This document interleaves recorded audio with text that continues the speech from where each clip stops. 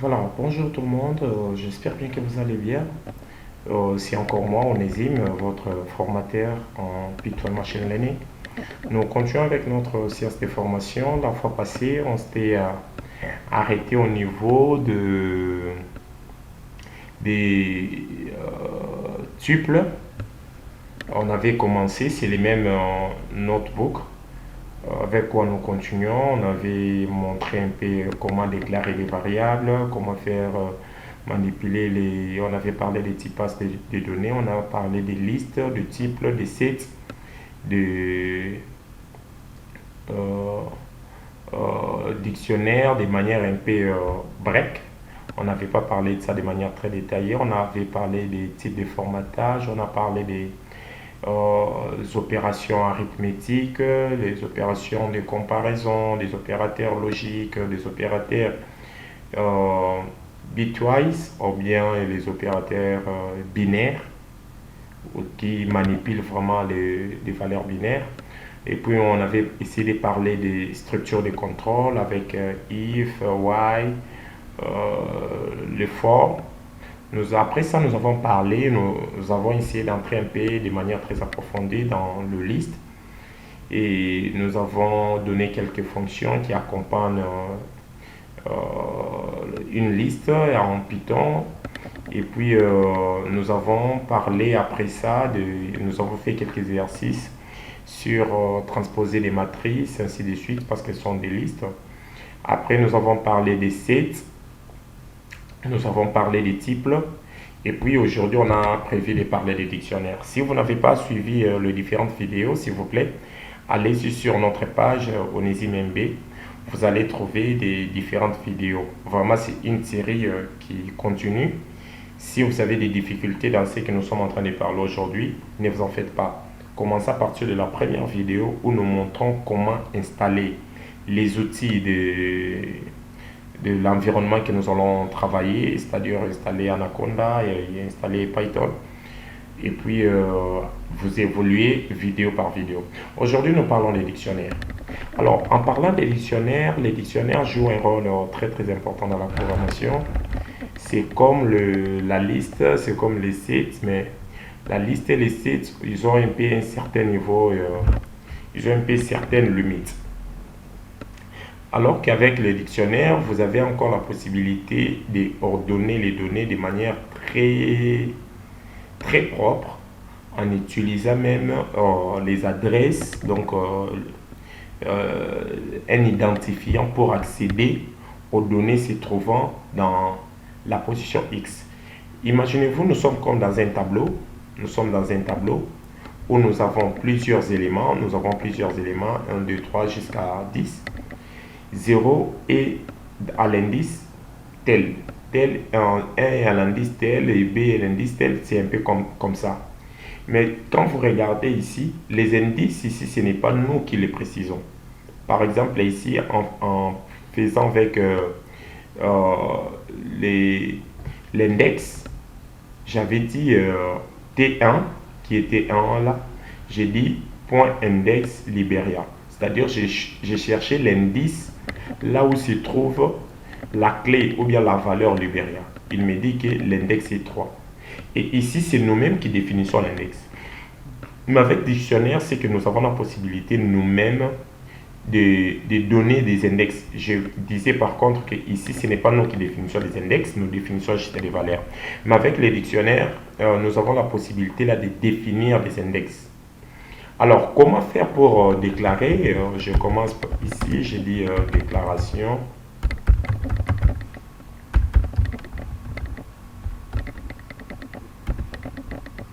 Déclaration d'un dictionnaire.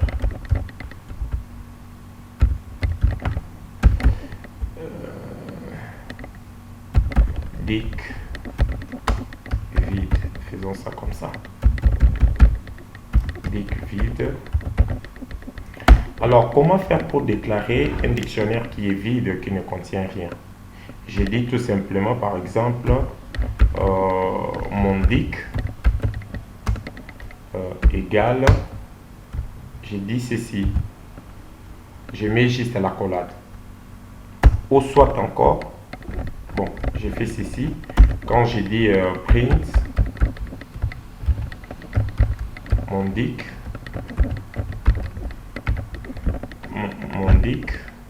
j'ajoute les T ici.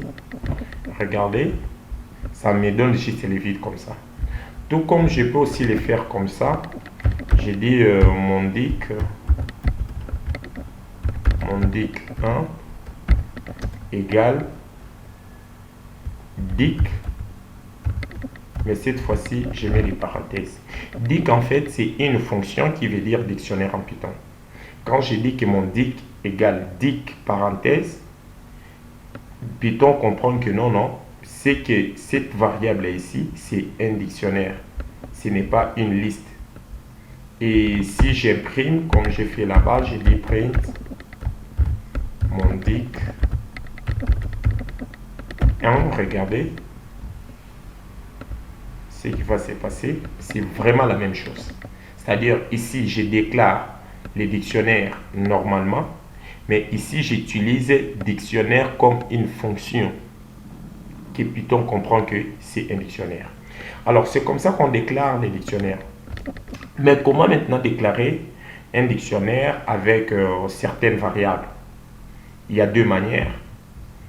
Soit vous déclarez un dictionnaire avec des clés primaires ou bien les AID comme étant des entiers, soit vous déclarez un dictionnaire avec des clés primaires, des AID comme étant des chaînes de caractères. Je l'ai fait ici. Je recopie juste ça. Je viens là, j'ai dit 1 égale, par exemple, j'ai dit Gabon. Gabon, virgule 2 égale Angola.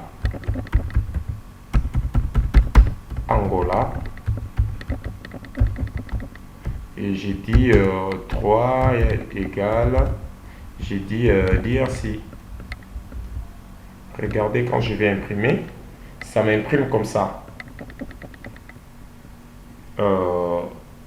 Angola, DRC et ainsi de suite.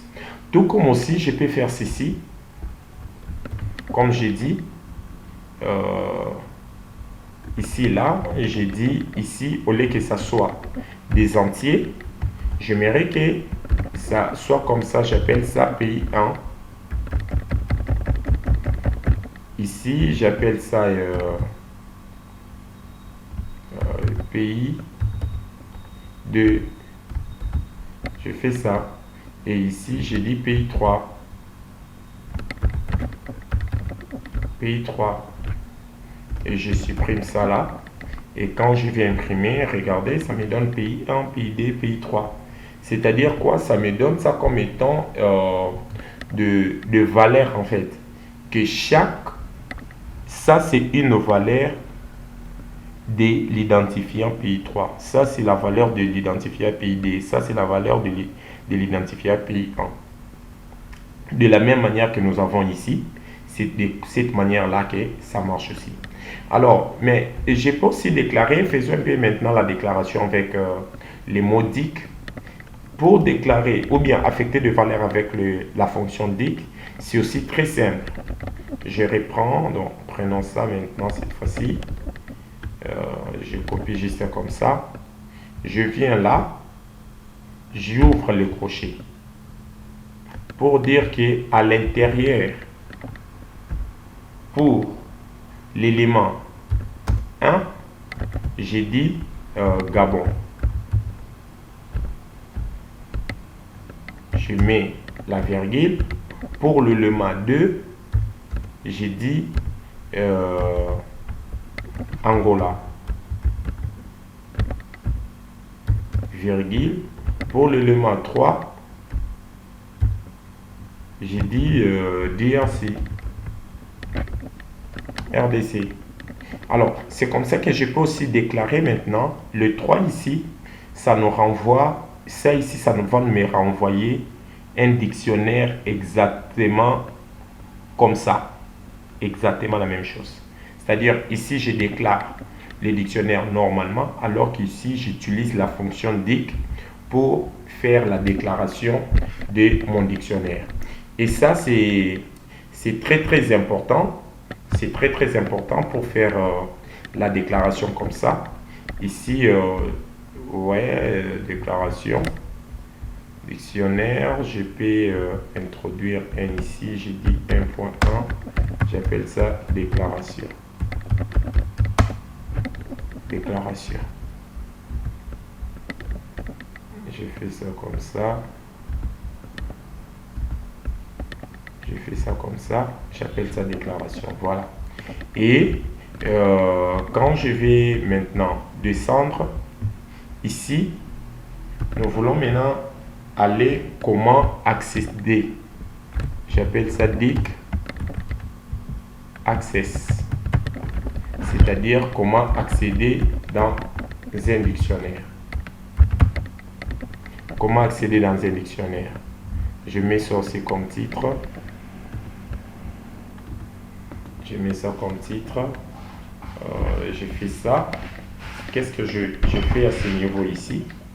Pour accéder dans le dictionnaire, commençons avec, par exemple, mon dic ici. Bon, j'appelle ça mon dic 1 pour marcher avec ça. Comme ça, je serai au moins que mon dic 1. Non, ça j'appelle ça mon dic 1. Comme ça j'appelle ça mon dic 2. Comme ça, je saurai au moins, je saurai que le premier, c'est avec les entiers, le deuxième avec les strings, et puis le troisième en utilisant une fonction. Comme ça, je n'aurai pas de problème pour me rappeler mes variables en fait. Alors, par exemple, ici, je vais accéder dans dic 1. Je vais dire tout simplement print. Qu'est-ce que j'ai dit? J'ai dit que c'était mon dic. Je supprime comme ça. J'ai dit mon dic 1. Je mets les crochets. Je mets les crochets. J'ai dit 1. Je ferme comme ça. Voyons voir ce que ça va donner. Il me dit Gabon. C'est-à-dire quoi? Je lui demande, pars dans mon dictionnaire. Imprime-moi la valeur du premier élément. Si je modifie ici, je mets 3. Regardez, il y aura DRC. Si imprime-moi la valeur du troisième élément. Pareil aussi, je peux faire, par exemple, là, j'ai dit ici, je prends dic 2. Ici, j'ai dit pays 2. Pays 2. Mais attention, comme c'est les chaînes des caractères, ça doit toujours être entre guillemets. C'est-à-dire, j'ai dit que dans dic D, imprime-moi pays D. Il va m'imprimer Angola, certainement. Pays D, ici, j'avais écrit ça avec P minuscule. Bon, je modifie seulement aussi pour ne pas avoir de problèmes. Il va m'imprimer Angola. Alors, pareil aussi, quand je pars dans mon dic, je peux aussi imprimer tout ce que moi je vais. Tout ce que moi je vais, je peux l'imprimer aussi très très facilement. Mais par contre, si je vais imprimer, prenons par exemple ici, j'ai dit que par dans print, dans mon dic 1, imprime-moi le cinquième élément. Alors que mon dictionnaire ne contient que 3 éléments. Il va me donner l'erreur. Il va me donner l'erreur. Pourquoi? Parce que il va te dire que non, mais l'élément 5, je ne le vois pas. Il dit qu'il y a error 5. Pourquoi? Parce qu'il ne trouve pas l'indice 5. C'est-à-dire, pour lire les éléments du dictionnaire, quand vous connaissez déjà l'indice, vous pouvez parcourir pour essayer de retrouver la valeur de chaque position, de chaque valeur de la clé en fait que vous utilisez. Alors, une autre manière d'accéder dans l'élément d'un dictionnaire, c'est en utilisant la fonction get. Par exemple, ici, j'ai dit dictionnaire.get. Mon dictionnaire .get, j'ai dit 1.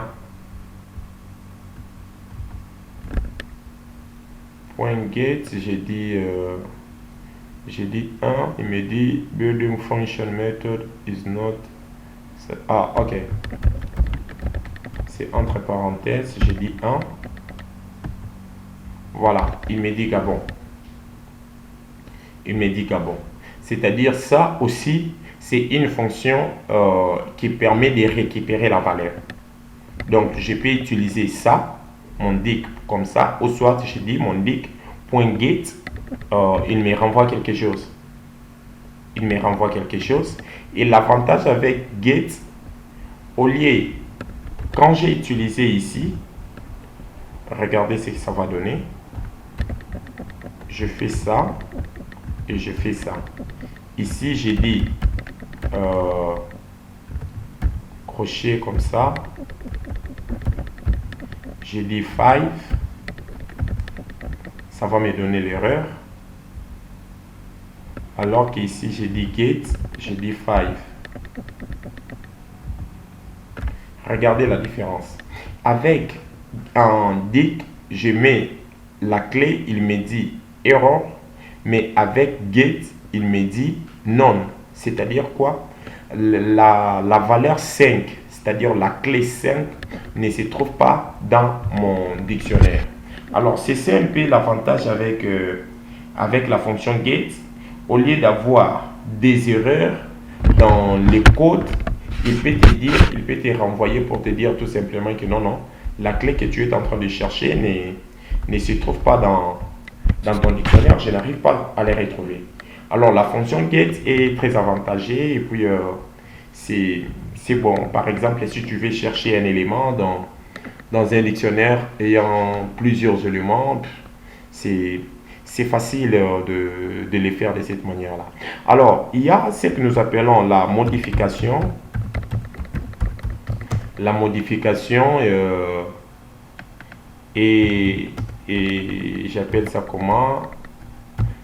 L'ajout d'un élément.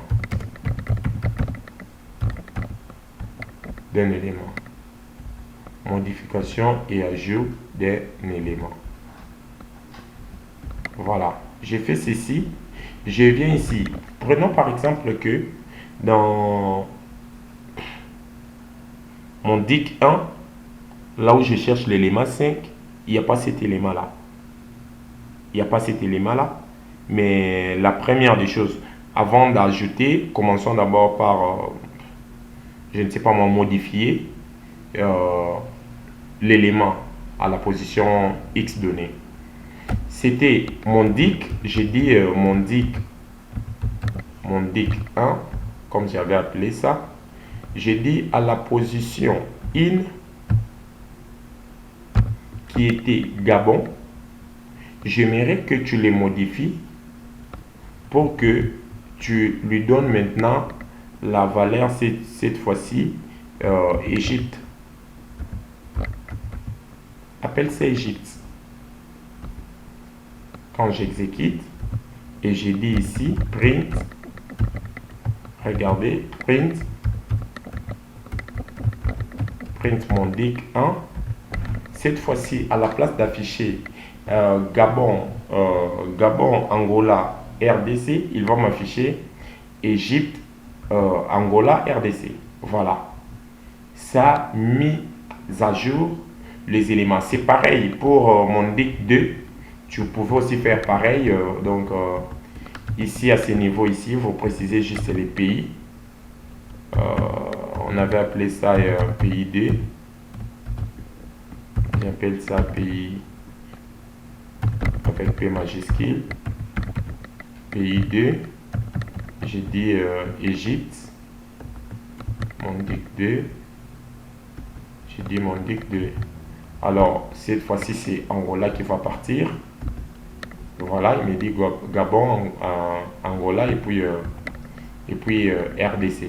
Donc, c'est un peu comme ça que nous pouvons modifier tout simplement le nom ou bien la valeur dans un dictionnaire. Et nous avons aussi cette possibilité-là d'ajouter maintenant, cette fois-ci, un élément dans les dictionnaires. Et pour ajouter, c'est aussi simple. C'est exactement la même chose ici. Mais cette fois-ci, prenons maintenant que j'aimerais ajouter un autre élément.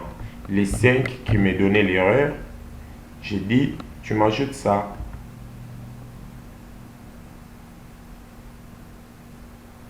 Ah, c'était Égypte, Jérémie, Gabon. Jérémie, Gabon. Je lui dis, tu m'ajoutes ça. Et quand elle va m'ajouter cette fois-ci, tu vois que nous avons maintenant 1 Égypte, 2 Angola, 3 RDC, puis 5, nous avons Gabon. Alors, c'est à vous de définir réellement ce que vous voulez, comment est-ce que vous voulez ajouter un élément, comment est-ce que vous voulez le modifier, tout comme aussi, vous pouvez aussi supprimer, bon, écrivons carrément en anglais, c'est mieux, remove, delete, element. Element, j'ai fait ceci pour supprimer un élément. J'ai déjà mon dictionnaire que j'appelle dic1 pour supprimer un élément. C'est tellement simple. Il suffit juste de dire print, j'appelle mon dictionnaire, je dis mon dic1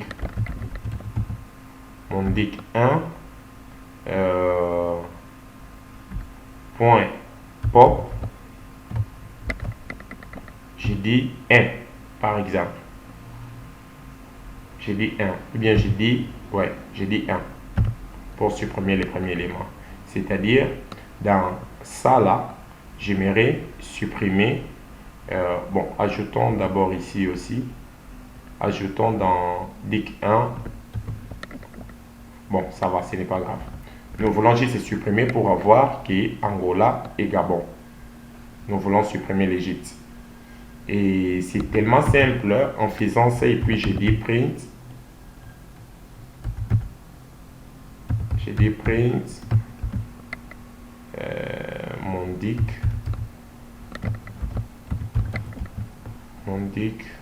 1. Regardez ce qui va se passer. Il me dit que j'ai supprimé l'Égypte et je reste avec Angola et Angola RDC et Gabon. Voilà, Angola RDC et Gabon, c'est-à-dire il m'a supprimé l'élément que moi j'étais en train de chercher.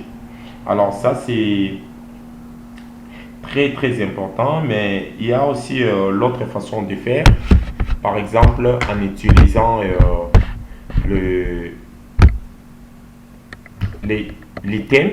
Si j'aimerais supprimer quelque chose de manière arbitraire, je n'aimerais pas préciser quelque chose, c'est aussi trop simple. Il suffit juste de dire mon dic 1 ici, je l'appelle, je dis point pop item. J'appelle cette fonction là point pop item. Il va me supprimer un élément au choix. Et quand je fais ceci, regardez ce qui va se passer. Je reste avec Angola et puis RDC. Il m'a supprimé Gabon. C'est-à-dire qu'il me supprime ça de manière arbitraire. Ce n'est pas qu'il suit une certaine logique. Il peut préférer et puis il dit que non, bon, je supprime tel élément, bien je supprime tel autre élément. Alors ça c'est très avantageux aussi d'utiliser pop item, d'utiliser les pop tout simplement pour supprimer quelque chose, c'est aussi intéressant. Mais déclarons quand même un dictionnaire qui ne contient que des entiers, c'est-à-dire dont la clé sont des entiers, des numériques, et les valeurs aussi sont des numériques. C'est très facile de les faire. J'ai dit mon dic, mon dic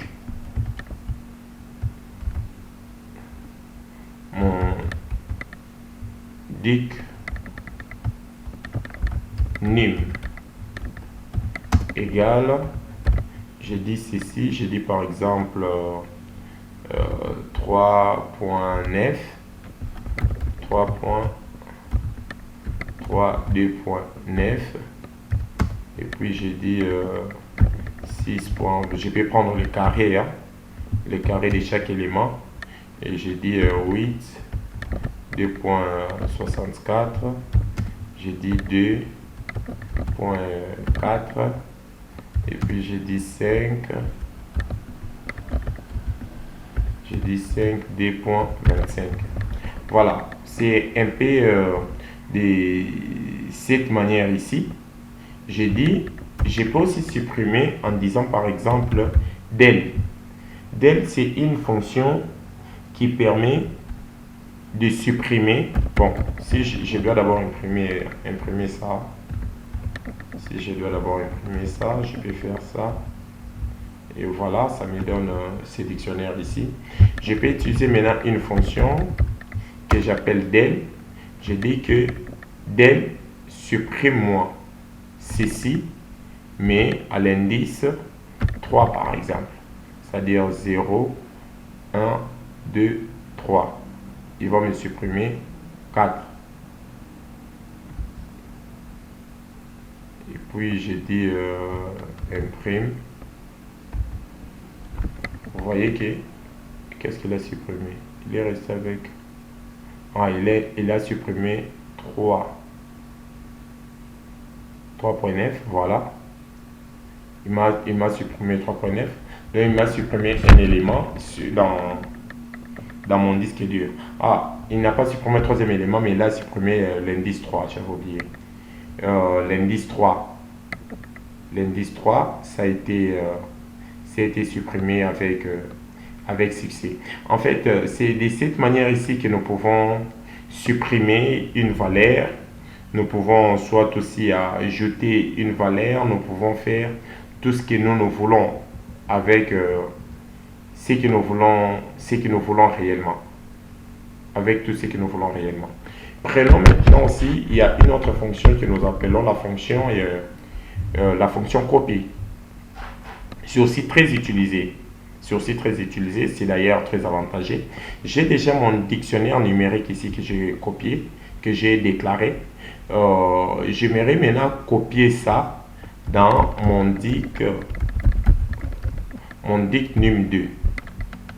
J'ai dit que mon dic num2, ça sera tout simplement mon dic nim.copy. C'est une fonction. Je fais ça de cette manière ici. Et quand je dis print on dic num2, vous allez voir que il va me copier exactement la même chose. Ça, c'est une fonction très très importante qui permet aussi de nous retourner, de copier un dictionnaire. Vous copiez la copie, vous faites la copie de ça comme l'image, un miroir en fait de la chose quoi. Et puis il y a une autre fonction qui est aussi très intéressante que nous appelons le from key. Le from key, prenons par exemple, j'ai dit par exemple cours. J'ai dit cours égale, j'ouvre la collade comme ça. J'ai dit point from key keys, j'ai dit parenthèse, et puis j'ai dit informatique, virgule, j'ai dit mathématiques, J'ai dit biologie. Biologie.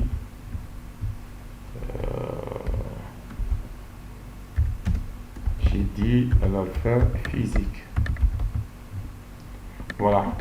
J'ai dit ça comme ça. Et puis j'ai dit 0 ici. Quand je viens là pour imprimer, regardez ce qui va se passer. Regardez ce qui va se passer. J'ai dit imprime-moi course. Il va m'imprimer un dictionnaire avec tous les éléments ici, mais sauf que et tous aura comme indice, aura comme valeur 0. C'est-à-dire, ça, ce sont des valeurs et l'autre, c'est des zéros en fait. Si je dis par exemple que print, c'est vraiment la même chose qu'on faisait l'autre fois. J'ai dit course, j'ai dit informatique.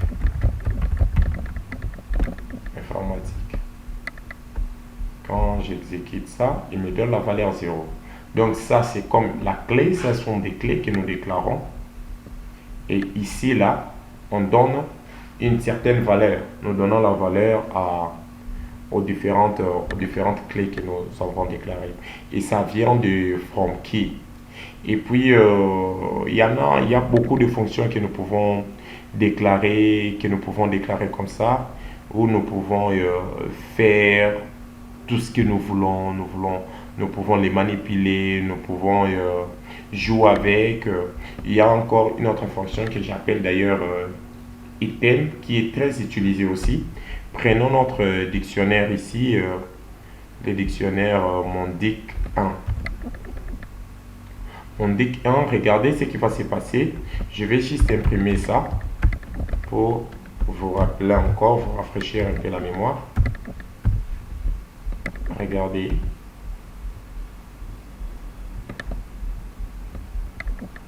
Mondic 1 n'existe pas, c'est que c'est Mondic qui existe. Voilà, Mondic NIM et c'est présent de cette manière, ça. De cette manière ici. Alors, j'aimerais juste imprimer ça, mais autrement, sous forme de liste en fait. Qu'est-ce que j'ai fait? J'ai dit que mondic.items, comme ça, comme c'est une fonction est toujours accompagnée de parenthèses pour dire que non, nous pouvons mettre des valeurs à l'intérieur. Ceci, qu'est-ce qui va se passer? Ça va nous renvoyer les dictionnaires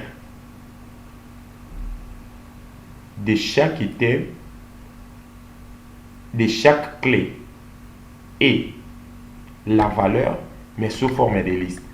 Au lieu que ça puisse apparaître comme ça sera ici parenthèse, parenthèse, parenthèse, parenthèse, parenthèse, parenthèse, et puis il nous renvoie, voilà. Donc c'est-à-dire que ça crée les sets de listes en fait, une liste de sets pour nous renvoyer de cette manière ici. C'est-à-dire nous avons la liste et puis nous avons des éléments regroupés, chaque clé. Et si vous voulez, à partir d'un dictionnaire, constituer maintenant une liste comme ça, vous pouvez les constituer et manipuler les éléments que vous voulez faire. Tout dépend du besoin que vous voulez réellement faire avec. Et vous avez aussi la possibilité de récupérer rien que la clé dans un dictionnaire. C'est si facile en utilisant juste les mots-clés qui. Je viens ici, au lieu de mettre items, j'ai dit juste keys, comme ça. Et quand je fais ça, il me dit que non, nous avons la clé 6, la clé 8, la clé 2 et puis la clé 5. De la même manière que je l'ai fait, donc si déjà nous pouvons récupérer que des keys, ce que nous pouvons, c'est récupérer des valeurs.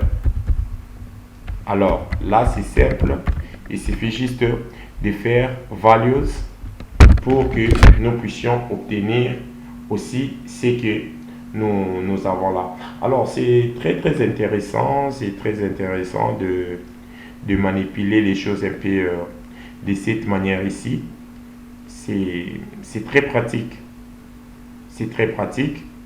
Et de la même manière que nous avons obtenu cette liste ici des types, nous pouvons aussi parcourir ça autrement en utilisant par exemple une boucle for.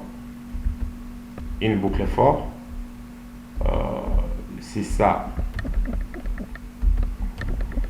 Mon dictionnaire, j'ai dit ici for. Bon, ouais. J'ai dit for. Qu'est-ce que je peux dire?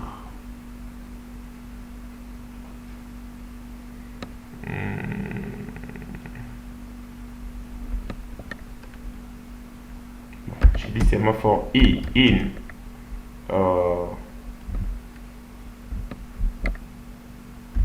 Mon dic. Point items. Alors, je lui dis que print i. Regardez ce qui va se passer. Il m'affiche ça maintenant de cette manière. Au lieu d'obtenir vraiment une liste, j'obtiens en fait le set de chaque clé et sa valeur. Chaque clé, sa valeur. Chaque clé, sa valeur. Chaque clé, sa valeur. Et ainsi de suite. Nous pouvons ainsi les créer de cette manière-là. Alors, avec Python, il y a beaucoup de façons d'écrire. Surtout si vous allez dans des forums, vous allez trouver que les professionnels, ils vous écrivent des codes vraiment autrement. Des codes que parfois, pour comprendre ça comme ça, là, c'est un peu difficile. Pourquoi ils utilisent des approches vraiment condensées pour simplifier des lignes de code. Quelque chose que vous pouvez écrire dans 5 ou 6 lignes et peuvent l'écrire dans 2 lignes. Et puis, tu vois que la chose marche vraiment à merveille et ça passe sans problème. Prenons, j'ai mon dictionnaire là. J'ai mon dictionnaire DIC et j'ai dit que j'appelle ça new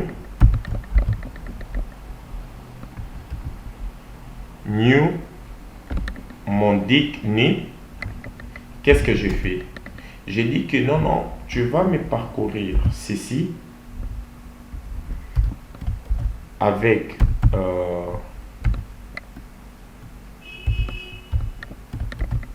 IJ, avec I, avec J for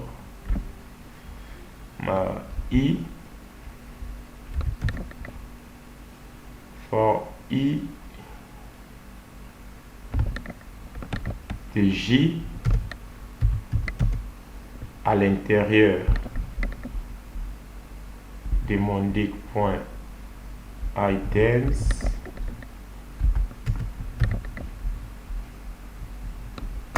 si seulement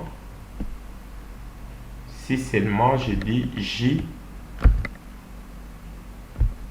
et par exemple supérieur, mon dic est de combien est supérieur à 5. Voilà. J'ai dit par exemple comme ça, c'est que j'aimerais obtenir seulement 6, 36 et pour 8, 64. Je vais bypasser 5 et trucs. Rien que cette liste de code ici, qu'est-ce que j'ai dit? J'ai dit que pour I et J, avec IJ à l'intérieur de mon dictionnaire, et récupère-moi les J, renvoie-moi les J qui sont supérieurs à 5. Sachant que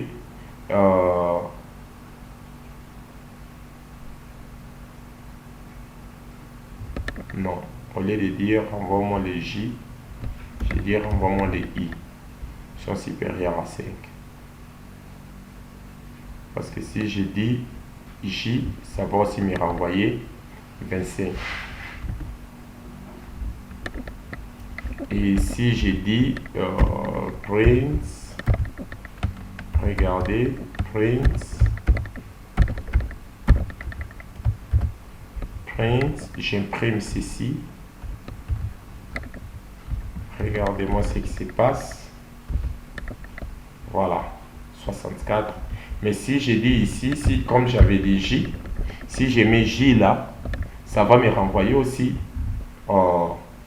ceci parce que 25 est supérieur à truc. Voilà, c'est exactement ça. Donc cette façon de faire, c'est encore très génial. C'est très simplifié et puis je peux du coup me mettre à manipuler n'importe quelle opération. Je peux blaguer avec ça, avec des lignes de code tellement condensées en une seule ligne. J'ai fait beaucoup de choses.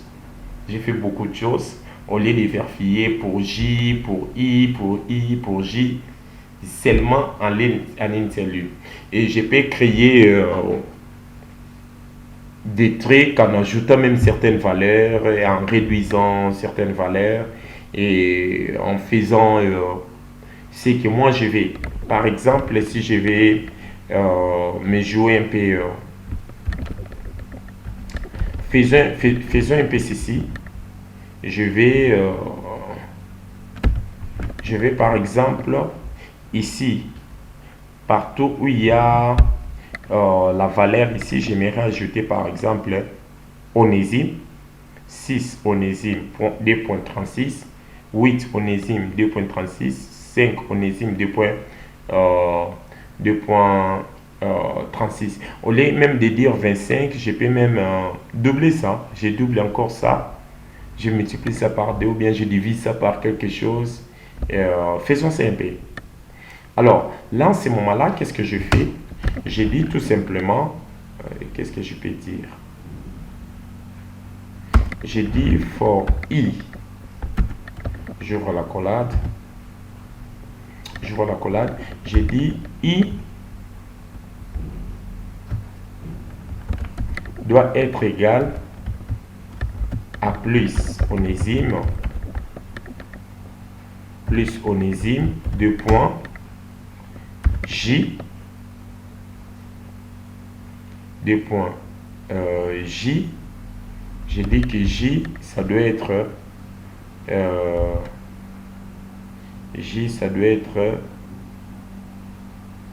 qu'est-ce que je fais? Bon, j'ai dit J, ça doit être moins 10. Ici, ça va rester 16. Ici, ça va rester 15. Ok. J moins 10. Et puis, j'ai dit que for I et J in, j'appelle ça comme ça. Et je reste sur ma condition. Je dis par exemple pour I supérieur à D. Pour I supérieur à 5. Et je vais imprimer ça. Regardez ce que j'obtiens. Je dis print. Je dis ceci.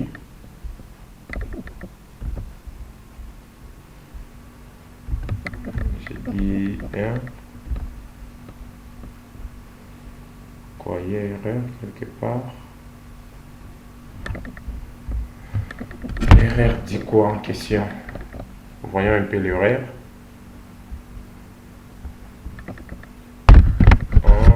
Les int, ça refuse d'être concaténé. Ok. Bon. J'ajoute la valeur. À la place de i, j'ajoute seulement une valeur de 5. J'ajoute seulement une valeur de 5 au-dessus.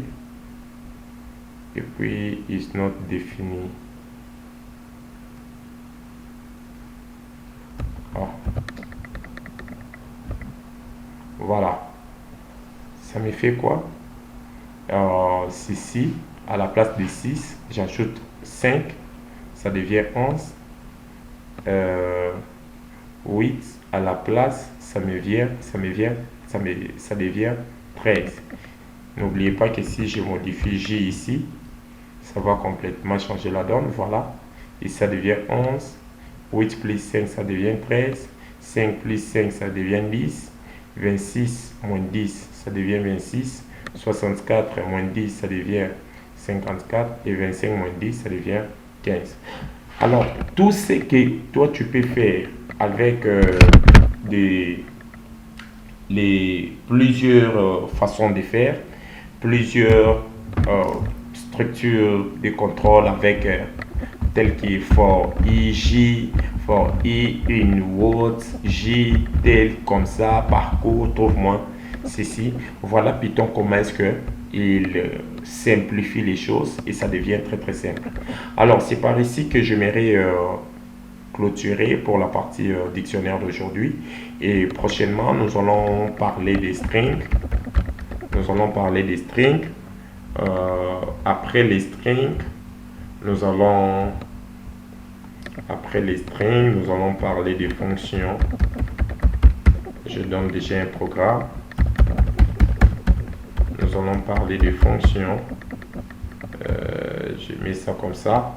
Après les fonctions, nous allons parler de fichiers. Nous allons voir qu'il y a plusieurs manières de gérer les fichiers avec Python, d'accéder dans un fichier, de lire, de faire ceci, de faire cela. Et nous allons voir que c'est très très important. Alors je vous donne déjà rendez-vous à notre prochaine vidéo. Espérons que cette fois-ci il n'y aura plus de coupures des séquences. Nous allons continuer comme ça jusqu'à ce que nous puissions aller très rapidement pour manipuler NumPy et Pandas, ainsi que faire la visualisation, rendre les choses plus jolies et très beaux. Je vous dis de bien prendre soin de vous.